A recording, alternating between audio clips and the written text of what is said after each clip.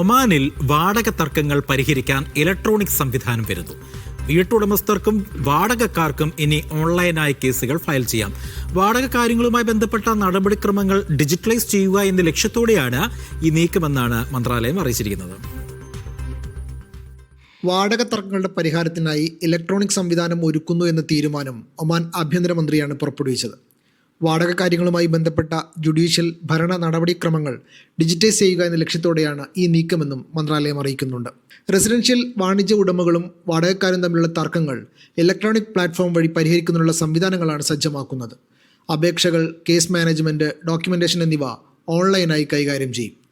തർക്കത്തിലുള്ള കക്ഷികളുടെ വിശദാംശങ്ങൾ, ഫീസ് അടച്ചതിൻ്റെ തെളിവ്, നിയമപരമായ പ്രതിനിധികളുമായി ബന്ധപ്പെട്ട വിവരങ്ങൾ എന്നീ രേഖകൾ സഹിതം ഫയൽ ചെയ്യാം. എല്ലാ നടപടിക്രമങ്ങളും കേസുകളുമായി ബന്ധപ്പെട്ട രേഖകളും ഡിജിറ്റലായി രേഖപ്പെടുത്തും.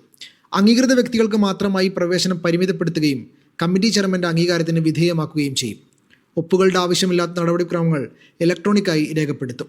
ഇലക്ട്രോണിക് സിസ്റ്റത്തിൽ അപേക്ഷകൾ രജിസ്റ്റർ ചെയ്യുന്നതിനും സമർപ്പിച്ച് 7 ദിവസത്തിനുള്ളിൽ ബന്ധപ്പെട്ട കക്ഷികളെ ഹിയറിംഗ് തീയതി അറിയിക്കുന്നതിനുള്ള ഉത്തരവാദിത്തം കമ്മിറ്റി സെക്രട്ടറിക്കാണ്. Media 1, Muscat.